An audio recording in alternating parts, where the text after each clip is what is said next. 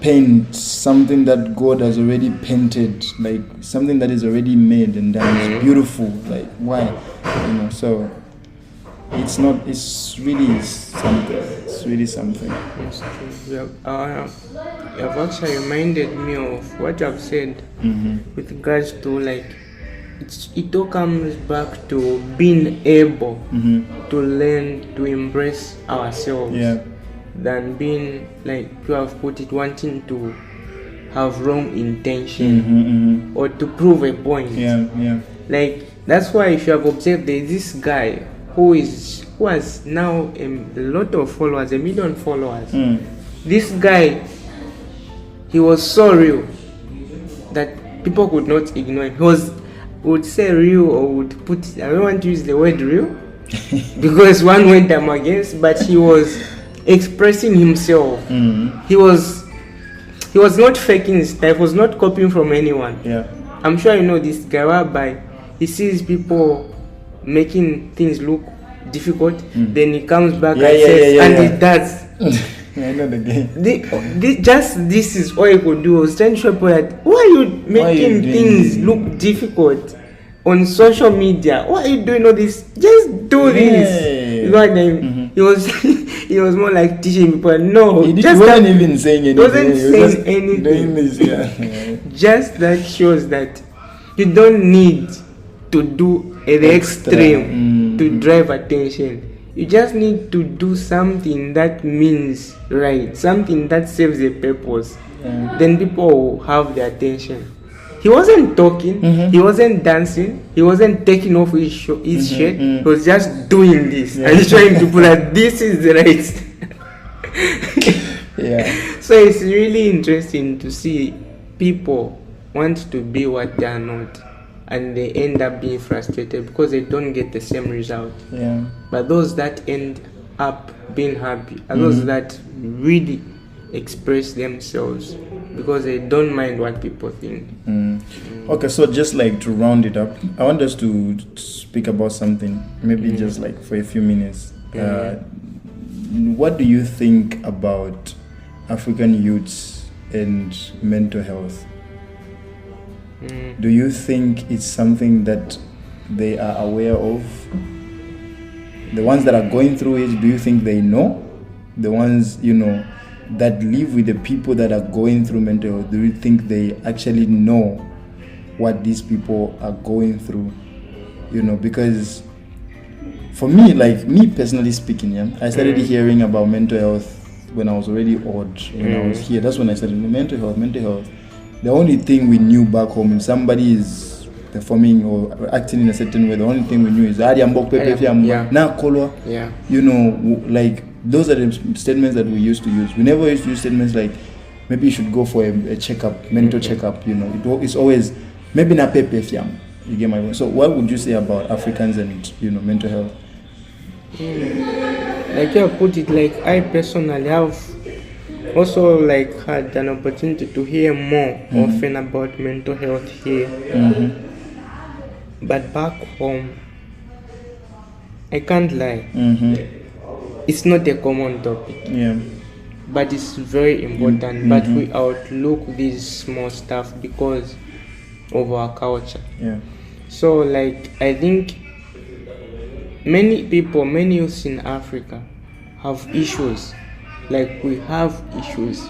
Many of us have issues, but we don't know.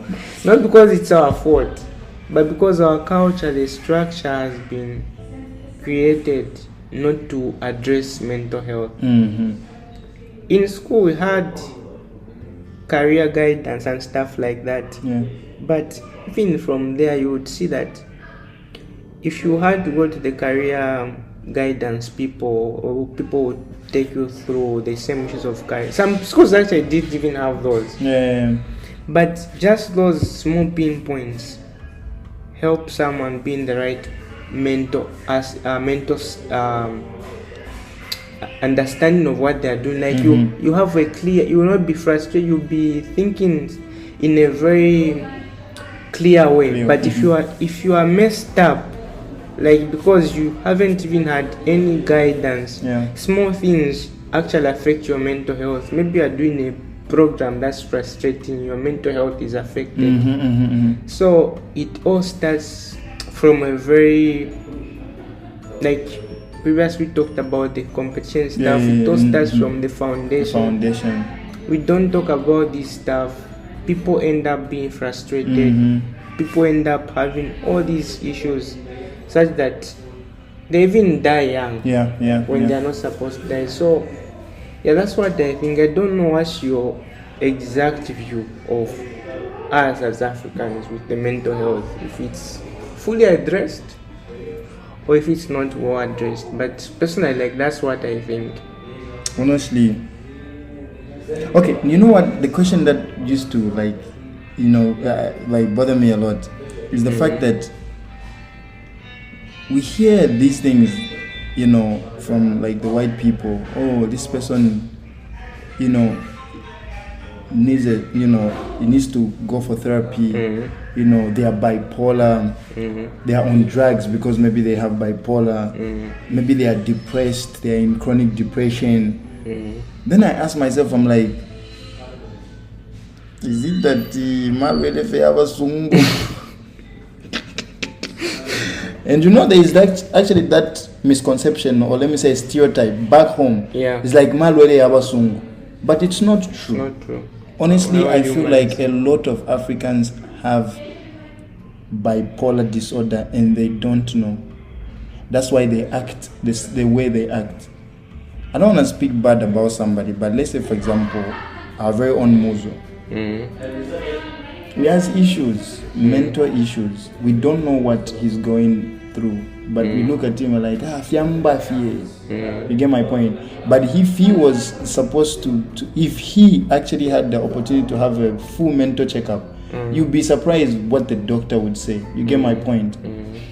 So I think we are not aware. And a lot of us, like you said, die young because we are actually battling with things mentally and we don't know. I bet there are a lot of youths right now who have chronic depression and they don't know. Today they feel low. Tomorrow it's not the way life is supposed to be. You're supposed to be, if you're a youth, you're supposed to be happy, healthy, joyful. You're supposed to have a light heart. Everything is supposed to, life is not supposed to be up, down, up, down, up, down, up, down. I don't think that's the way God created us. I don't think it's the way it's supposed to be. Now we put it even social media, it even makes depression worse because now you are saying things that are triggering you. That's why I always say, as an individual, you need to know the things that trigger you and stay away from those things. Stay away from those things to protect your mental health. So if you ask me, I think as Africans, we are not aware. Yeah, that's right. We are not really aware. So yeah. I think, finally. Okay. We'll finally come to the end of the first session. It's the first session. First session. It was a really nice conversation. Yeah. I've learned a lot personally. Me too, I've learned a lot. Like, these are the kind of stuff we need more. Yeah. Like, kind of content that we need to talk about because parents will not talk about this stuff. They are so busy nowadays. Everybody's busy. I know once somebody was jokingly saying that our parents tell children to say, I need to work hard so that so when are you going to spend time with your children? You see? Yeah. So our parents die, grow old without us even enjoying most learning from them. We don't learn from our parents. We don't. Well, it's not everybody. Some actually have good, let me not say good parents. Some actually have present parents. Parents who are present. But generally it's not like that. So yeah. So if there are parents who watch this video, we urge them to spend time with their children more often. At least maybe 2 hours in a day. Yeah, talk to your kids. Talk to them. Ask them what things that they battle with every day. Like, talk to them. Talk to them about sex. Talk to them about, finances, whatever it is. Let your children and I'm also speaking to us because we're going to be fathers very soon. We should let our children know some things. Let them hear some things from us. Things like sex, for example. The word sex, let them hear it from us first, not from the TV, not when they go to school and some stupid kid shows them pornography, whatever, because those are now the paradigms that now, form, and now it messes up the person's life, their whole life. Like I said about the friend that I went to, like I looked at the guy, like the guy was getting married. He's like, looking at him, he was like a pure person, somebody who doesn't know anything. You get my point? And I'm like, some of us at the age of 12,